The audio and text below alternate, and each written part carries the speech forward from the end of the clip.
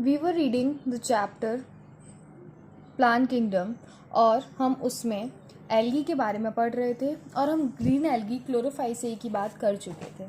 आज हम बात करने वाले हैं ब्राउन एल्गी की, which is known as phaeophyceae. ठीक है, ग्रीन एल्गी को हम क्या बोलते थे? क्लोरोफाइसी। एंड ब्राउन एल्गी को हम बोलते हैं फियोफाइसी। ठीक है, अब ब्राउन एल्गी क्यों बोलते हैं उसको? क्योंकि जो इसका कलर है वो वेरी कर सकता है from olive green to various shades of brown. मैंने आपको बताया था कि कलर क्यों प्रेजेंट होता है। कलर प्रेजेंट होता है पिगमेंट्स की वजह से। ठीक है, तो ब्राउन एल्गी में कौन कौन से पिगमेंट प्रेजेंट होते हैं?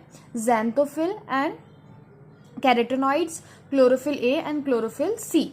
Chlorophyll A and chlorophyll B कहाँ प्रेजेंट था? ग्रीन एल्गी में प्रेजेंट था। ब्राउन एल्गी में chlorophyll A, chlorophyll C, carotenoid and xanthophyll present होते हैं। उनमें से सबसे मेन कौन सा होता है? ज़ैंथोफिल होता है। ज़ैंथोफिल का ही एक टाइप होता है फ्यूकोज़ैंथिन। उसके अमाउंट पर डिपेंड करता है कि फियोफाइसेई में एल्गी का कलर कैसा होगा। ठीक है, उसके बाद हम पढ़ते हैं कि ये मिलते कहाँ हैं।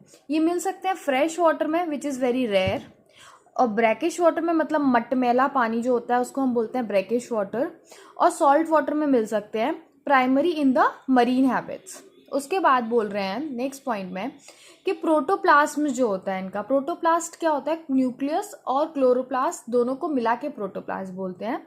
उसमें क्या होता है, ऐसी बात है कि प्लांट है तो वैक्यूल भी होगा, पता नहीं क्यों बताया, बट लिखा हुआ है एनसीईआरटी में, तो पढ़ लेते हैं। ठीक है, उसके बाद तीसरा पॉइंट क्या दिया है? तीसरा पॉइंट दिया है कि इनकी स्टोरेज बॉडीज क्या होती हैं। जैसे हमने ग्रीन एल्गी में पढ़ा था, एक स्पेशल स्टोरेज बॉडी होती है पायरेनॉइड्स। सिमिलरली इधर भी एक्सप्लेन किया गया है कि जो फूड है वो कॉम्प्लेक्स कार्बोहाइड्रेट की फॉर्म में स्टोर होता है, जैसे कि लेमिनेरियन एंड मैनिटॉल। ठीक है, उसके बाद वेजिटेटिव सेल कैसा होता है? सेल के बारे में बात कर रहे हैं एक्चुअली। तो सेल कैसा होता है? इनका सेल्यूलोसिक वॉल होती है, और जो आउटसाइड किससे कवर होती है? जेलेटिनियस, मतलब एक तरीके से चिपचिपी होती है, एल्जिन की कवरिंग होती है। सेल्यूलोसिक वॉल के बाहर एक चिपचिपी सी कवरिंग होती है जिसको हम बोलते हैं gelatinous coating of Elgin. Elgin की कोटिंग होती है बेसिकली। ठीक है, जैसे कि हमने ग्रीन एल्गी में क्या पढ़ा था? ग्रीन एल्गी में हमने पढ़ा था कि सेल्यूलोज की कवरिंग होती है, उसके बाहर किसकी कवरिंग होती है? लैक्टोज की कवरिंग होती है। ऐसे कंपेयर करके पढ़ेंगे ना हम तीनों एल्गी को, तो हमें याद जल्दी हो जाएगा। उसके बाद क्या दिया हुआ है? आया गया है great variation in size and forms, like ये सिंपली ब्रांच्ड भी हो सकती हैं, जैसे कि एक्टोकार्पस की बात की गई है। उसके बाद ये प्रोफ्यूजली ब्रांच भी हो सकती हैं, जैसे कि कैल्प्स, जो कि 100 मीटर्स तक फैला हुआ रहता है।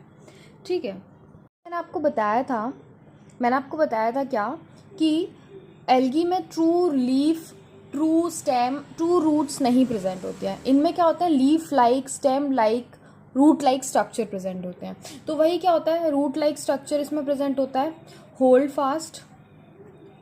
स्टेम लाइक स्ट्रक्चर क्या होता है? स्टाइप। और फ्रॉन को क्या बोलते हैं हम? लीफ लाइक स्ट्रक्चर, जो कि लाइट कैप्चरिंग में हेल्प करता है। होल्ड फास्ट क्या करता है? सबस्ट्रेटम को होल्ड करने में हेल्प करता है। और स्टॉक क्या होता है? ये स्ट्राइप। ठीक है, स्टेम लाइक स्ट्रक्चर जो होता है। उसके बाद हम बात करते हैं इसकी रिप्रोडक्शन की। तो इसमें बताया गया है कि वेजिटेटिव रिप्रोडक्शन कैसे होता है? फ्रेगमेंटेशन से होता है। फ्रेगमेंटेशन मतलब क्या हो गया कि एक कोई भी फ्रेगमेंट थैलस में डेवलप हो जाएगा। एसेक्सुअल रिप्रोडक्शन कैसे होता है? एसेक्सुअल रिप्रोडक्शन इसका थोड़ा सा स्पेशल है, कुछ नई नई बातें की गई हैं इसमें। क्या बातें की गई हैं? देखो, जू स्पोर तो हमने पढ़ा था कि एसेक्सुअल स्पोर होता है, जू स्पोर जो होता है। ठीक है, पर ये कैसा होता है? बाईफ्लैजिलेटेड होता है। ओके, बाईफ्लैजिलेटेड मतलब 2 फ्लैजिला प्रेजेंट होंगे। मैंने आपको बताया था कि फ्लैजिला वो स्ट्रक्चर होता है जो कि मोटिलिटी में हेल्प करता है। तो इनका जो फ्लैजिला कैसा हो गया? बाईफ्लैजिलेटेड हो गया, और पियर शेप्ड होता है, और 2 अनइक्वल लेटरली अटैच्ड फ्लैजिला होते हैं। कैसे? 3 चीज़ें याद रखनी है। बाईफ्लैजिलेटेड जूस्पोर होते हैं, पियर शेप होता है, और 2 अनइक्वल लेटरली अटैच्ड फ्लैजिला होते हैं।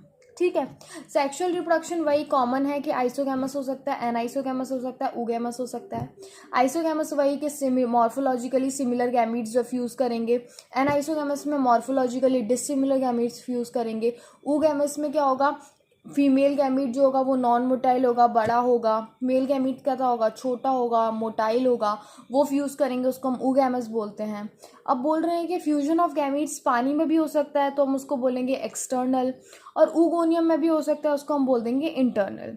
हमने पढ़ा था कि जो ज़ूस्पोर होते हैं वो पियर शेप होते हैं। सिमिलरली जो गैमीट्स होते हैं वो भी पायरी फॉर्म होते हैं, शेप जो होता है इनका, और लेटरली अटैच फ्लैजिला इनमें भी 2 होते हैं। ठीक है।